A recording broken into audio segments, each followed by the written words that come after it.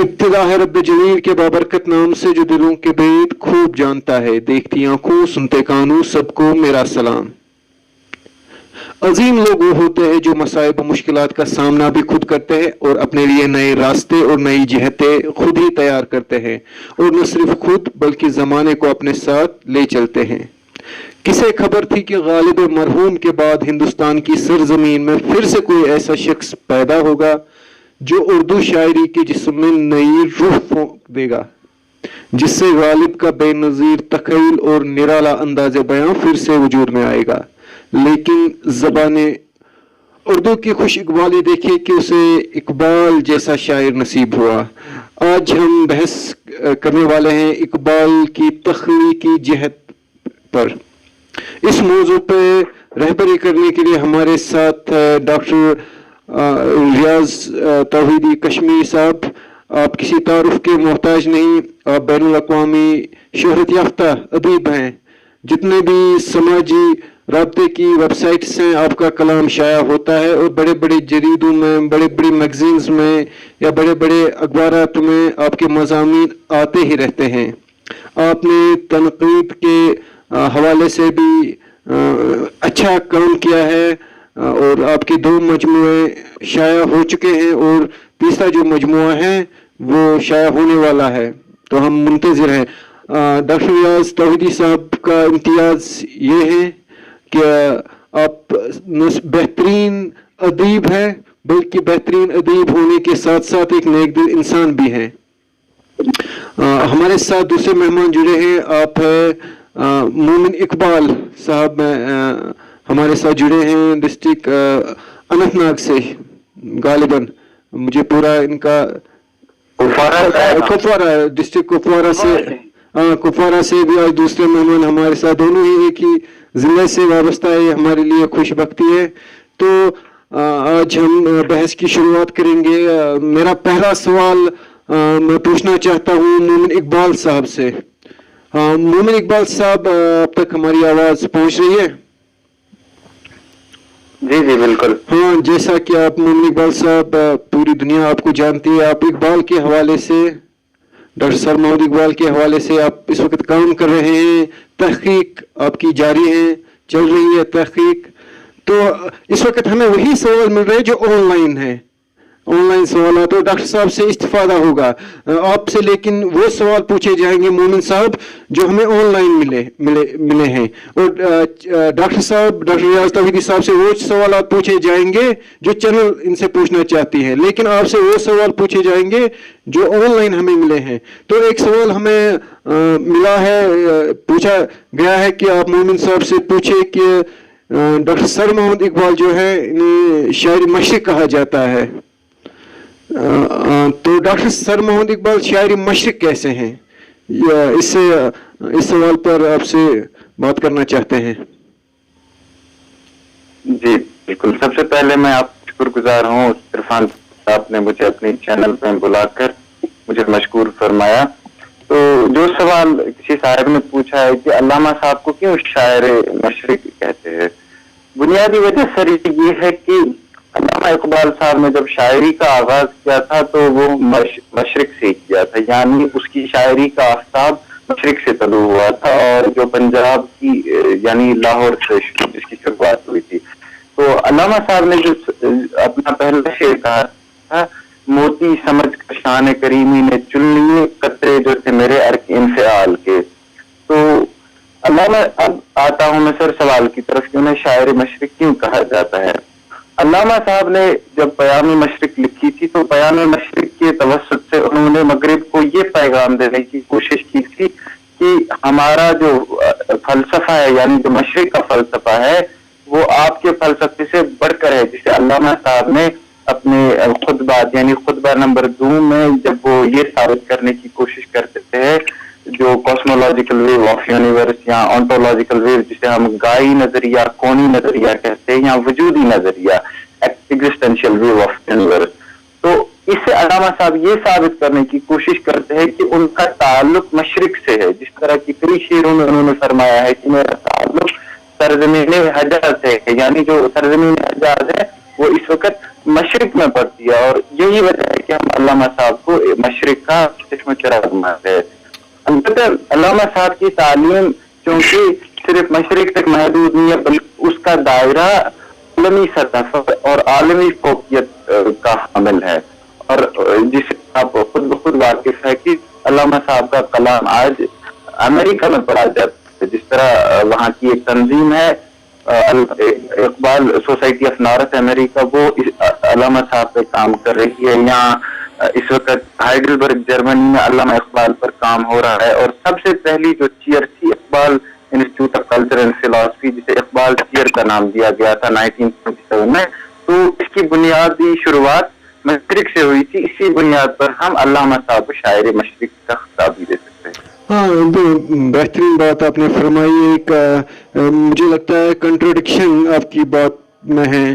آپ نے فرمایا کہ علامہ اقبال صاحب کو اس لیے شاعر مشرق کہا جاتا ہے کیونکہ انہوں نے مشرق کی جو فکر ہے اس کو دنیا کے سامنے، دنیا کے آئینے انہوں نے لایا، دنیا کی آنکھوں کے سامنے انہوں نے لایا۔ صحیح بات ہے، لیکن ڈاکٹر سر محمد اقبال تو کئی جگہوں پر استفادہ کرتے نظر آتے ہیں مغرب سے، جیسے کہ آپ دیکھتے ہیں کہ انہوں نے اگر مجید قرطبہ کا ایک شعر دیکھیں گے آپ، سادہ و پرسوز ہے دختر دہخاں کا گیت، تو وہ تو ولیم ورڈسورتھ کی جو سولیٹری ریپر ہے اس کا ترجمہ ہے۔ تو اس حوالے سے اگر آپ اختصاراً روشنی فرمائیں گے۔ جی، میرا مطلب یہ نہیں ہے کہ علامہ صاحب کو ہم محض مشرق تک محدود کرنے کی کوشش کر رہے ہیں۔ میں نے سر وضاحت اس لیے کہ علامہ صاحب کو ہم شاعری مشرق یوں اس لیے کہتے ہیں کیونکہ علامہ صاحب کا جو نظریہ وہ بنیادی مشرق سے شروع ہوا، نہ کہ مغرب سے۔ یہ بات صحیح ہے کہ علامہ صاحب نے 1907 اور 1906 کے بعد مشرقی حکماں یعنی گوئٹے، کانٹ، سپیشل اور باقی جو حکمات تھے ان کا مطالعہ شروع کیا، اور ان کی نظر میں اس کے فلسفے کا رد کیا۔ لیکن اس سے قطعاً یہ جواز نہیں ہوتا کہ علامہ صاحب یونیورسل پیغام نہیں دیتے ہیں، بلکہ وہ یونیورسل پیغام کے حامی اور آفاقی پیغام کے حامل ہے، اور جس کی بنیاد پر میں اس بات کا متحمل نہیں ہوں کہ علامہ صاحب صرف مشرق ہے، بلکہ وہ پوری عالم کے شاعر ہیں۔ لیکن یہ کہنا بھی بجا ہوگا کہ انہیں شاعر مشرق بھی کہہ سکتے ہیں۔ ہاں، بہت خوب ہے۔ ڈاکٹر ریاض توحیدی صاحب، آپ کا کیمرہ آف ہے، آپ کیمرہ آن کیجئے۔ ڈاکٹر صاحب تک ہماری آواز پہنچ رہی ہے؟ ہاں سر، آپ سے استفادہ کرنا چاہتے ہیں، ڈاکٹر صاحب سے ہم استفادہ کرنا چاہتے ہیں کیونکہ آپ ماہر اقبال ہیں، آپ نے ریسرچ جو ہے اقبال اسٹڈیز میں کی ہے کشمیر یونیورسٹی سے۔ آپ سے مختصراً ہم پوچھنا چاہتے ہیں، جو علامہ اقبال نے شاہین کی جو اصطلاح انہوں نے استعمال کی، علامہ اقبال کی نظر میں شاہین کا مرتبہ جو ہے، اس نے اصطلاح کیوں شاہین کی ہی استعمال کی، کوئی اور اصطلاح کیوں نہیں استعمال کی؟ آپ سے استفادہ کرنا چاہتے ہیں اس حوالے سے۔ بہت شکریہ احسان صاحب، اچھا سوال ہے اور اہم سوال بھی ہے، کیونکہ شاہین کا ذکر جو ہے علامہ اقبال کی شاعری میں کئی جگہ آیا ہے۔ پہلے ہمیں یہ دیکھنا چاہیے، یا دیکھنا ہمارے لیے ضروری بن جاتا ہے کہ علامہ اقبال جو تھے وہ بنیادی طور پر ویژنری شاعر تھے، یعنی ان کے سامنے ایک ویژن تھا۔ تو ظاہر سی بات ہے جو انسان یا جو شخصیت جس کے سامنے ایک ویژن ہو، ایک نظم العین ہو، وہ صرف فن کو فن نہ سمجھتا ہو، بلکہ فن کے توسط سے وہ اپنا مقصد بیان کرنا چاہتا ہو، اپنا نظم العین سامنے لانا چاہتا ہو، تو ظاہر سی بات ہے وہ کچھ سمبل، علامتیں اپنی شاعری میں استعمال کرتا ہے یا کرے گا۔ تو علامہ اقبال کا جہاں تک تعلق ہے ابھی میں نے جو کہا وہ ایک ویژنری شاعر تھے, وہ صرف ایک شاعر ہی نہیں تھے. تو جو ویژنری شاعر ہوتا ہے تو اس کے کلام میں فن کے ساتھ ساتھ فکر کا عنصر بھی غالب ہوتا ہے, کیونکہ ان کے سامنے ایک مقصد ہوتا ہے. تو علامہ اقبال نے جو شاہین کی علامت اپنی شاعری میں پیش کی, شاہین کو بطور ایک علامت یا سمبل پیش کیا ہے, تو اس کے سامنے بھی یعنی اس کا مقصد بھی وہی نظم العین ہے. اب یہ شاہین کو کیوں علامہ اقبال نے شاعری میں بطور علامت پیش کیا, اس کا انتخاب ہی کیوں کیا ہے, جو کہ آپ پوچھنا چاہتے ہیں. علامہ اقبال کو شاہین میں کئی صفات نظر آئی.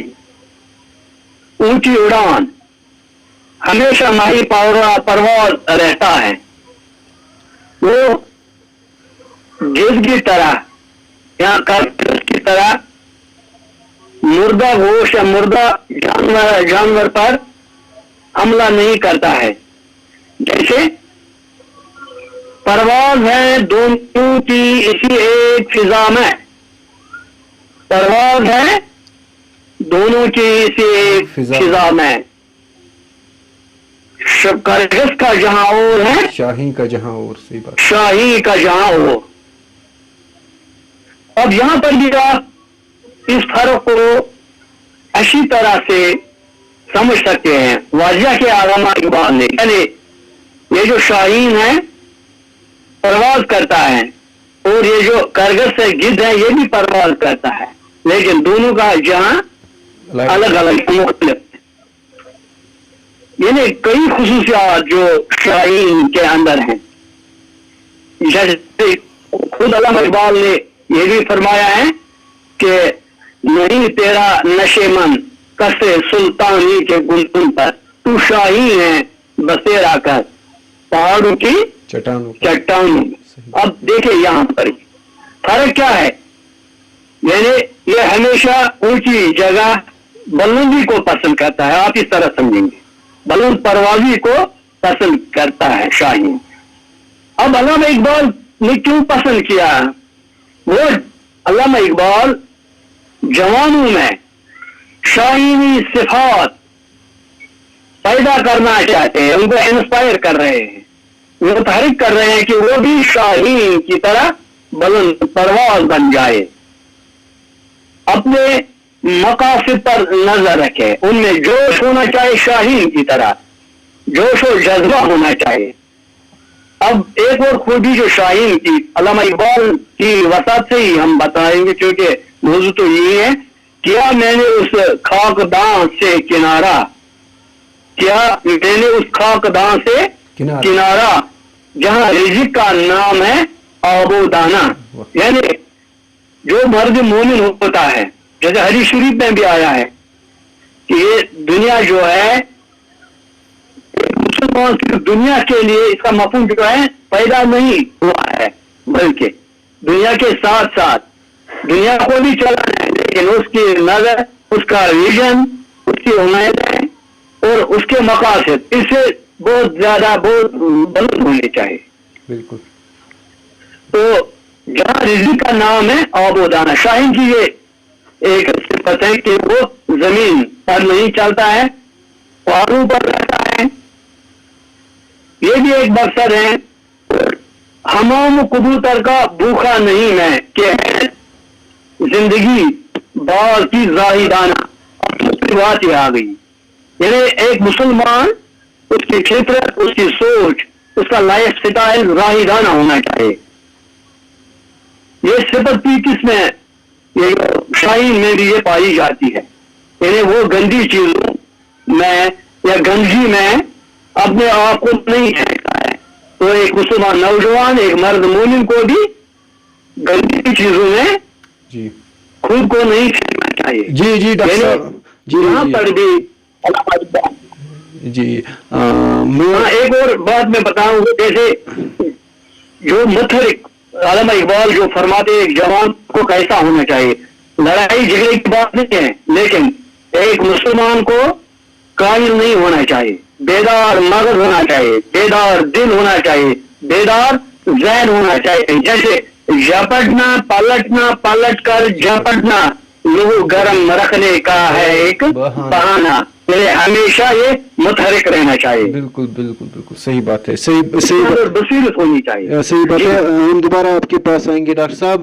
ہاں, مومن اقبال صاحب کے ساتھ ہم جڑے ہوئے ہیں. مومن اقبال صاحب ایک نظریہ ہے, کہتے ہیں کہ شاعری میں موضوع کی تخلیق ہوتی ہے, جو موضوع ہوتا ہے وہ کریٹ ہوتا ہے.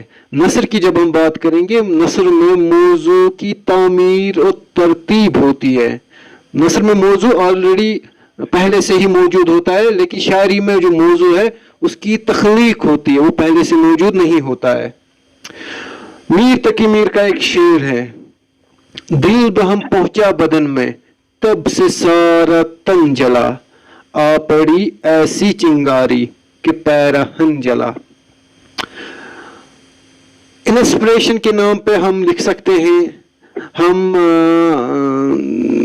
لکھ سکتے ہیں, ہم موضوع کے اعتبار سے لکھ سکتے ہیں, لیکن اقبال کو اس وقت ہم سے پوچھا جا رہا ہے کہ اقبال پہ الزام ہیں, جو اعتراضات اقبال کی شاعری پہ اٹھ رہے ہیں, وہ کہا جاتا ہے کہ علامہ صاحب نے جو موضوع ہے, موضوع کے اعتبار سے جو اس سے پہلے کے شعراء حضرات تھے ان سے موضوع لیا ہے اور اپنی شاعری میں اسے ایک الگ رنگ دیا ہے. تو اس حوالے سے آپ سے پوچھنا چاہتا ہوں میں کہ ایک اعتراض آ رہا ہے کہ موضوع پہلے سے ہی تھا, جس طرح میر کا یہ شعر ہے تو علامہ اقبال نے اس پہ نظم دل کے عنوان پہ لکھی, قصہ دار و رسم باز طفلانہ دل کی التجائے ارنی سرخی افسانہ دل. بنیادی طور پر یہ موضوع آلریڈی پہلے سے ہی موجود تھا میر کی شاعری میں. تو اس حوالے سے آپ سے بات کرنا چاہتا ہوں میں. جی جی, یہ ایک بہترین سوال ہے. تو پچھلی بار سر میں ایک پروگرام میں تھا, وہاں پر بھی یہ سوال اٹھایا گیا تھا کہ علامہ اقبال کی صاحب کی شاعری پہ اعتراضات اٹھائے جا رہے ہیں کہ انہوں نے جو پہلے شعراء تھے ان کی شاعری پہ تضمین کی ہے یا ان سے وہ خیالات لیے ہیں. دیکھیں, اس کا مطلب قطعاً یہ نہیں لینا ہے کہ علامہ صاحب کی شاعری میں جو خیالات ہیں وہ انہوں نے باقی شعراء سے لیے ہیں. مثال کے طور پر اگر آپ بانگ درا سے شروع کریں تو بانگ درا کی پہلی نظم جو ہے ہمالا سے شروع ہوتی ہے. اے ہمالا اے فتیل کشور ہندوستان چومتا ہے تیری روانی کو جکر آسمان. تو اگر آپ اس بانگ درا کا حصہ اول پڑھیں گے تو آپ کو کہیں بھی ایک شعر نہیں ملے گا جو مستعار لیا گیا ہے, یعنی جو کسی شاعر کا خیال ہے. اسی طرح آپ مثلا اسرار خودی جو علامہ صاحب کی پہلی تصنیف 1915 میں شائع ہوئی تھی, اسرار خودی کے جو شعر ہے وہ تو کسی شاعر سے علامہ اقبال صاحب نے نہیں لیے ہیں. مثلا آپ اس کے جو پہلے شعر ہے, مثال کے طور پر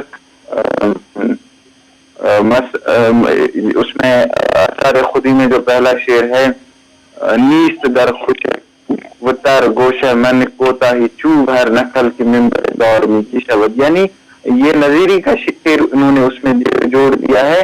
پھر جو خودی کا نقطہ نظریہ ہے وہ انہوں نے خود کا دیا ہے. اور پھر اگر آپ الائن نکلسن یعنی رینالڈ الائن نکلسن کا ترجمہ جو 1920 میں انہوں نے کیا تھا اسرار خودی کا, تو وہ پڑھیں گے, اس میں آپ کو پتا چلے گا کہ علامہ صاحب نے جو نظریہ خودی دیا تھا یہ ان کا اپنا نظریہ تھا.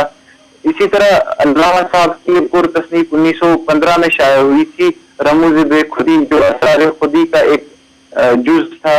اور اس کو پڑھنے کے بعد یہ پتہ چلتا ہے کہ علامہ صاحب نے جو تشریح خودی کی یا بے خودی کی ہے وہ بھی اس کا اپنا نظریہ ہے. البتہ کچھ گنے چنے شعر ہیں, مثلا ملکہ وکٹوریہ کے متعلق انہوں نے جو شعر لکھے, مثلا غالب کی تضمین کے جو انہوں نے جو کیا ہے, مثلا گائے اور بکری کا جو انہوں نے لکھا ہے, مثلا اکبر اعلی آبادی کے جو طرز پر انہوں نے شعر لکھے, یا الطاف حسین حالی کی مسدس سے متاثر ہو کر جو انہوں نے اشعار حضور صلی اللہ علیہ وسلم کی یا اللہ تعالیٰ کی ربوبیت میں فرمائے ہیں. تو وہ کچھ شعر ہے, لیکن ان کا جو بہت زیادہ کلام جو ہے مثلاً اسرار خودی، رموز بے خودی، زبور عجم، جاوید نامہ، یہ سارے نظریات علامہ صاحب کے اپنے نظریات ہیں. اور اس طرح سے ہم علامہ اقبال پر یہ جھوٹا الزام نہیں لگا سکتے کہ علامہ صاحب نے باقی شعراء سے وہ خیالات لیے ہیں. مثلاً علامہ اقبال صاحب جب مرد مومن کا نظریہ دیتے ہیں تو وہ مرد مومن کے نظریے سے کانٹ کے نظریے کی تردید کرتے ہیں، کانٹ کے سپرمین کی تردید کرتے ہیں. یا علامہ اقبال صاحب کا جو نظریہ بے خودی ہے وہ جو تصوف میں جو رنگ زائل ہو گیا تھا اس رنگ کی تردید کرتے ہیں جسے صوفیہ، حلاج اور منصور الحق جیسے لوگوں نے آگے بڑھایا تھا.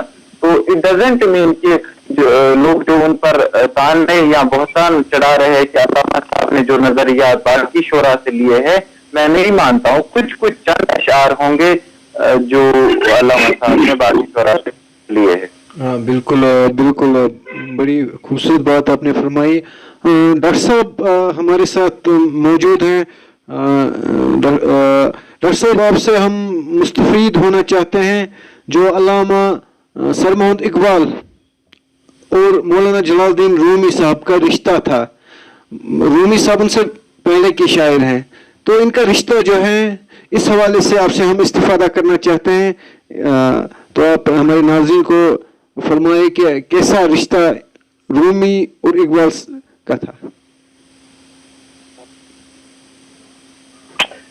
اچھا جی، اب دیکھیے ایک بات جو ابھی آپ نے جو مومن اقبال صاحب سے پوچھی، جی تو پہلے میں تھوڑا بہت ایک دو جملے اس بارے میں اجازت دیں بتاؤں گا. بالکل بالکل، فرمائے فرمائے. ہاں، ہر ایک بڑا شاعر جو ہوتا ہے تو شاعری میں ایک فن ہوتا ہے، فنکاری ہوتی ہے، دوسرا خیالات کا اظہار. تو کبھی کبھی ایسا بھی ہوتا ہے کہ جو بڑا شاعر ہوتا ہے وہ دوسرے بڑے شعراء سے یا بڑے جو دماغ ہوتے ہیں تو وہاں سے اقتصاد کرتا رہتا ہے، لیکن خیال کی بنیاد پر. جیسے علامہ اقبال کا ایک شعر آپ دیکھیں، ہزاروں سال نرگس اپنی بے نوری پہ روتی ہے، بڑی مشکل سے ہوتا ہے چمن میں دیداور پیدا. اب یہ علامہ اقبال کا شعر ہے، مشہور شعر ہے، اس میں کوئی شک نہیں ہے. اصل میں یہ ایریا جو ایک نظم میں آیا ہے، ایک انگریزی نظم ہے، ایک شاعر ہے. یا پھول کی پتی سے کٹ سکتا ہے ہیرے کا جگر، مرد نادا بے کلامے نرم و نازک بے اثر. یہ اس کے بارے میں بھی آپ کو سبوں کو پتا ہے. ایریا جو ہے سنسکرت کے ایک شاعر کا ہے. اب یہاں پر مسئلہ کیا ہے؟ کیا ہم علامہ اقبال پر الزام لگا سکتے ہیں جس کو ہم سرکہ کہیں گے، یا یہ انہوں نے خیالات جیسے ابھی انہوں نے کہا چوری کا لفظ، تو یہ تو اس طرح سے وہ مسئلہ نہیں ہے. کریٹیوٹی جو تخلیقیت ہے یہی چیز ہے. ایڈیاز کو اس طرح سے اپنی نظم یا اپنے شعر میں یا اپنے خیالات میں پیش کرنا کہ وہ ایک نئی جہت کے ساتھ، نئے معنی کے ساتھ پڑھنے والے کو اپیل کرے. اچھا، اب آپ کا یہ جو سوال ہے کہ مولانا رومی اور علامہ اقبال جی بالکل کے حوالے سے، اصل میں ایک چیز جو ہوتی ہے مادیت، دوسری جو ہوتی ہے روحانیت جو ہے نا، اسپرچویلٹی. بالکل. اب آپ نے کئی شعراء دیکھے ہوں گے جن کی شاعری صرف مادیت پرستی کا پیام سناتی ہے، جن کا کلام پڑھ کر انسان تھوڑی دیر کے لیے محظوظ تو ہو جاتا ہے، لیکن انسان کے لیے جو روحانیت کی ضرورت ہے، دل و دماغ کو سکون پہنچانے کی ضرورت ہے، شاعری اس میں بہت اہم رول ادا کرتی ہے. جیسے حافظ کی شاعری آپ دیکھیں، کئی لوگ جو ہے کس نظر سے ان کی کتاب کو دیوان کو دیکھتے ہیں، بالکل بالکل مقدس سمجھتے ہیں. کیوں؟ وہ ان کے ذہن کو، ان کے دل کو روحانی طور پر سکون پہنچاتے ہیں. تو علامہ اقبال اور مولانا رومی کا جو رشتہ ہے وہ روحانی رشتہ ہے. جو روحانیت کی تعلیم مثنوی روم میں ملتی ہے، علامہ اقبال کی فکر، ان کے احساس ان کے ذہن کے عین مطابق ہیں. خود بھی اگر آپ دیکھیں گے ان کے جو والد صاحب تھے، ایک واقعہ تو سبوں کو معلوم ہے، اب کچھ واقعات ایسے ہوتے ہیں جن کو بتانے میں دہرانے میں مزہ آتا ہے. بالکل. ان کا گھر جو تھا وہ تصوف کا گھرانہ تھا. ان کے والد صاحب جو تھے ایک صوفی فکر کے آدمی تھے. اس لیے ایک دن ایسا ہوا کہ جب ماسجد شریف سے واپس آ رہے تھے تو کہتے ہیں کہ علامہ اقبال، تو والد صاحب نے مجھ سے فرمایا آپ مجھے بتائیں اقبال کیا کر رہے ہو؟ تو میں نے کہا تلاوت کر رہا ہوں، قرآن پڑھ رہا ہوں. ٹھیک ہے ایک بات مجھے آپ سے کہنی ہے. کئی بار والد صاحب نے شیخ نور محمد یہ بات دہرائی. کافی عرصہ ہوا تو ایک دن ایسا ہوا کہ والد صاحب نے کہا میں بار بار جو آپ سے کہہ رہا تھا نا ایک بات، آپ ایسا کرو قرآن شریف کو اس طرح سے پڑھو جیسے یہ آپ پر ہی نازل ہوا ہے. علامہ اقبال نے خود اپنے ایک شعر میں کہا ہے تیرے ضمیر پہ جب تک مو نزول کتاب گرا کشا ہے راضی، گرا کشا ہے راضی نہ صاحب گرا کشا ہے راضی نہ صاحب کشاف. صاحب کشاف صاحب کشاف یعنی وہی کرانا ایک خیال ہے. یہاں پر عقل کی بنیاد پر ہی قرآن شریف کو نہیں پڑھنا ہے یا خدا تعالیٰ کے وجود پر غور فکر نہیں کرنا ہے.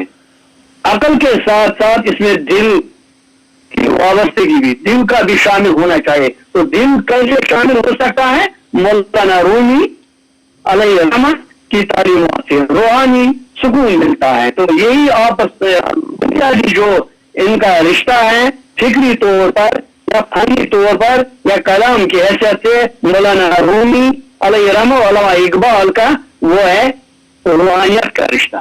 جی بالکل. مومن اقبال صاحب ہم آپ سے یہ پوچھنا چاہتے ہیں کہ ایک نظریہ ہے کلیم الدین احمد کا. کلیم الدین احمد فرماتے ہیں اقبال پیغمبر بننے چلے تھے لیکن نہیں بن پائے. آپ نے پڑھا ہوگا اقبال پیغمبر بننے چلے تھے لیکن نہیں بن پائے. تو اس حوالے سے آپ سے بات کرنی تھی کہ کلیم الدین احمد نے کس کنٹیکسٹ میں یہ بات کہی ہے. کلیم الدین احمد نے جو یہ اس کے بغیر کوئی سوال ہے؟ ہاں ٹھیک ہے. ایک غالب کا ایک شعر ہے.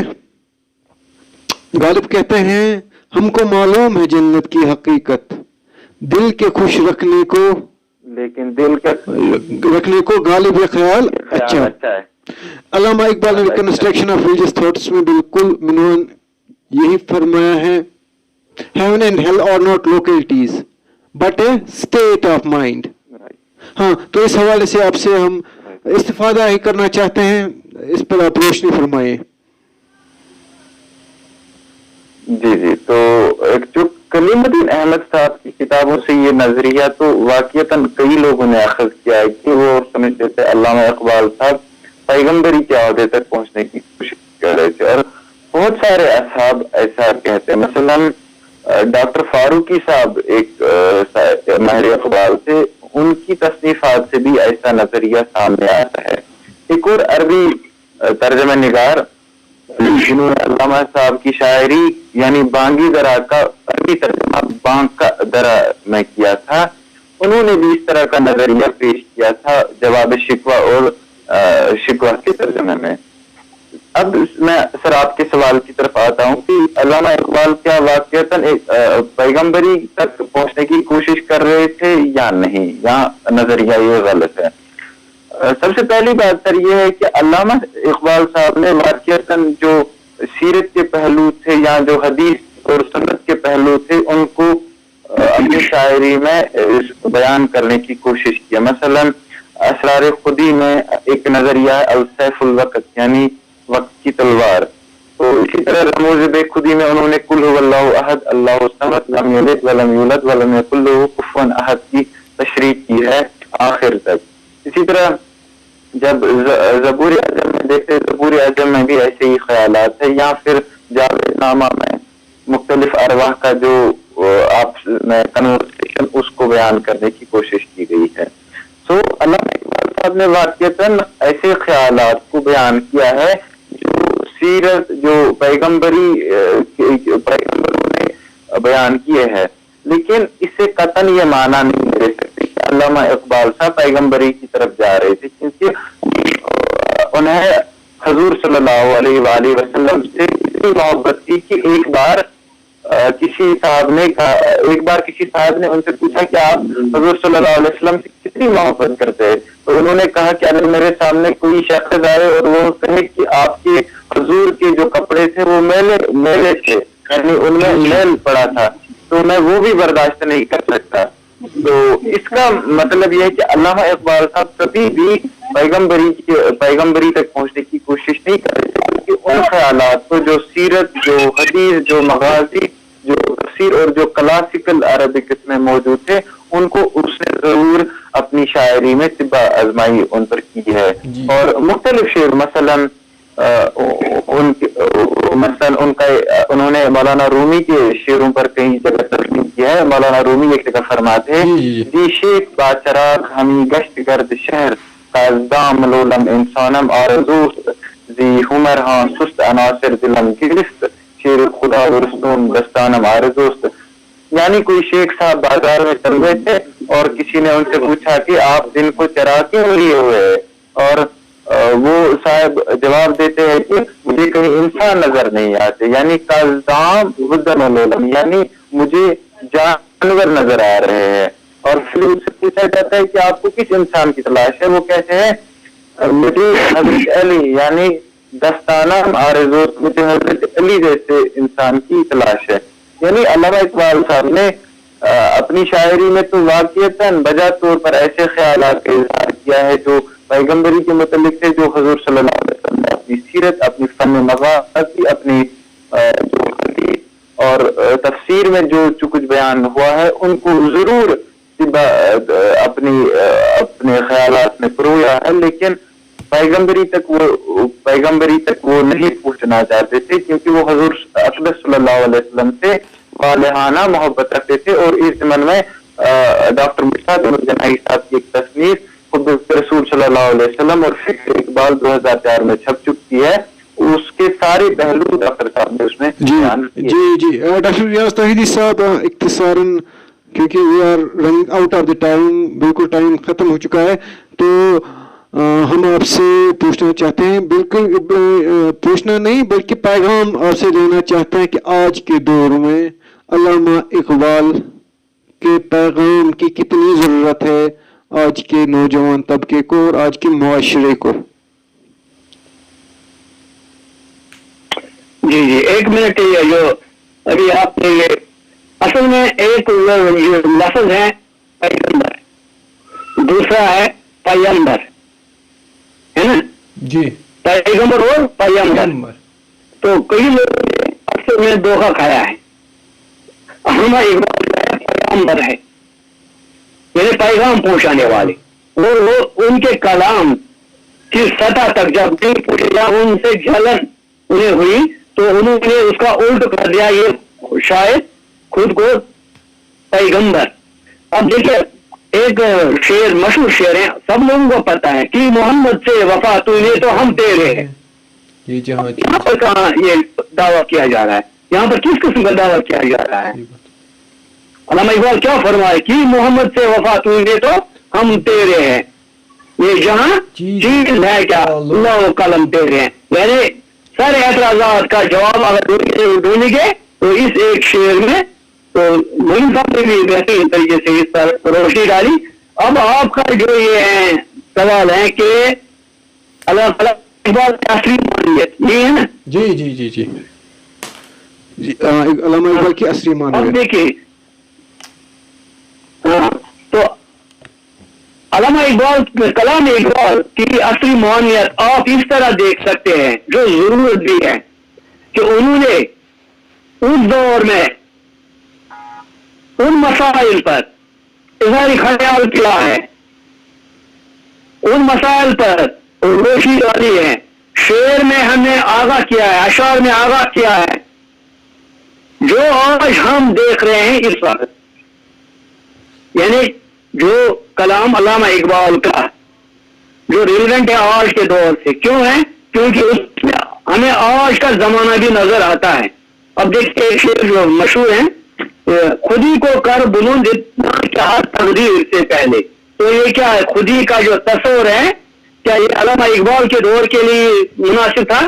کیا آج کے انسان کے لیے یہ ضروری نہیں ہے؟ یعنی وہ چیزیں ہمیں علامہ اقبال کی شاعری میں نظر آتی ہیں جو آج کے نوجوان کو, اس دور کے نوجوان کو, جدید دور کے نوجوان کو, انسان کو اپیل کرتی ہے. بہت ساری باتیں اس میں آ سکتی ہیں. اب ٹائم آپ نے یہ بتایا نا کام ہے, تو جیسے علامہ اقبال نے خود کہا ہے, میری نوائی شوق سے شور حریم ذات میں گل گلا حائل اما بتقدائے صفات میں.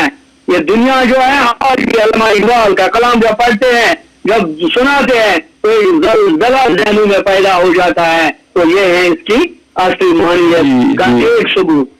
جی جی جی جی شکریہ, بہت بہت بہت شکریہ ڈاکٹر ریاض توحیدی صاحب اور ڈاکٹر مومن اقبال صاحب, کیونکہ وہ are running out of the time. بالکل وقت کی قلت دامنگیر تھی, بالکل وقت ختم ہو گیا ہے پروگرام کا. ہم بہت ممنون و مشکور ہیں آپ صاحبان کے کہ آپ نے اپنا قیمتی وقت ہماری چینل کو دیا اور اقبال کے مختلف فنی گوشوں پہ بات کی, روشنی ڈالی, اور ناظرین بھی استفادہ کرتے ہی رہتے ہیں ڈاکٹر صاحب سے بھی اور مومن اقبال صاحب سے بھی, اور ہم بھی استفادہ کرتے ہی رہتے ہیں.